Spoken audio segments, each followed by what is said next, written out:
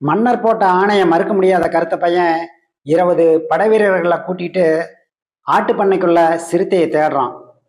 பகல் முழுக்க தேடுறாங்க. யாரோட கண்ணுக்கும் சிறுத்தை அகப்படலை.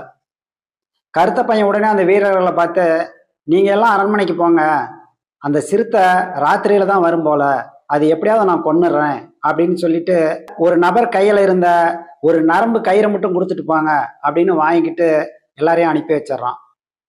சாயங்காலம் இருட்டாகுது. கருத்த பையன், நாம் இனிமேல் இங்க இருந்தா ஏதோ ஒரு சிறுத்தைகிட்டையோ அல்ல வேற எதுலேயோ இந்த ராஜா நம்மளை சாவடிச்சு விடுவாரு. அதனால இந்த ஊரை விட்டுட்டு நாம வேற ஊருக்கு போயிடலாம். நம்ம மனைவியை கூட்டிக்கிட்டு வேற நாட்டுக்கே போய் நாம பொழைச்சிக்கலாம். போறதே போறோம், சும்மா ஏன் போகணும்?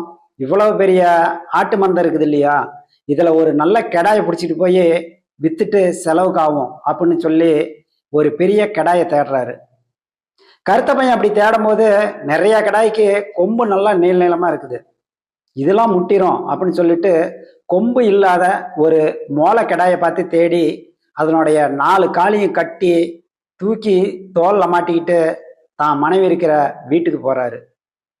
வீட்டுக்கு வெளியே அந்த ஆட்டுக்கடாயை போட்டு உள்ள போய் மனைவி கிட்ட நடந்ததெல்லாம் சொல்லி மனைவி கிட்ட ஆசை பாசமா பேசிட்டு இருக்கிறாரு.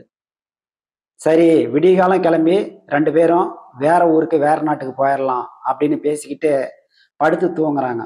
பொழுது விடிஞ்சிருது.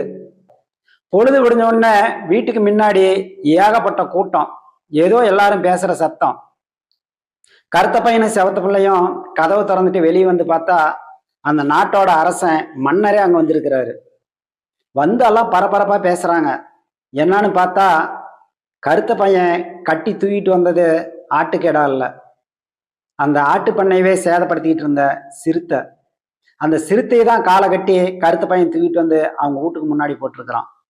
இதை பார்த்த ராஜா மேல தாளம் பட்டாசு எல்லாம் கொளுத்தி கருத்த பையனை ரொம்ப கௌரவப்படுத்தி அங்கிருந்து குதிரை மேல உட்கார வச்சு அரண்மனை கூட்டி போறாரு. என்னடா ஒரு தைரியம் உனக்கு? அவ்வளவு பெரிய ஆட்டு மந்தைக்குள்ள ராத்திரியில ஒரு தனி நபரா போய் ஒரு சிறுத்தைய கையங்காலையும் கட்டி போட்டு தூக்கிட்டு வந்திருக்கிறன்னா என்ன சொல்றது உன் வீரத்தை அப்படின்னு சொல்லி கருத்த பையனுக்கு முழு சுதந்திரத்தை கொடுக்குறாரு. உடனே தூதுவங்கிட்ட சொல்லி, டேய், பக்கத்து நாட்டுக்கார ராஜா நம்ம மேல படையெடுக்கிறன்னு ரொம்ப நாளா கேட்டுட்டு இருந்தால, இப்ப வர சொல்றா, நம்ம கையில எவ்வளவு பெரிய வீரர் இருக்கிறான், இவனை வச்சு நாம அவனை ஜெயிக்கலாம் அப்படின்னு சொல்லி ஓலை எழுதி தூது அனுப்புறாரு. கருத்த பையன் சண்டைக்கு போனாரா, ஜெயிச்சாரா அப்படிங்கிறத அடுத்த வீடியோல பார்ப்போம்.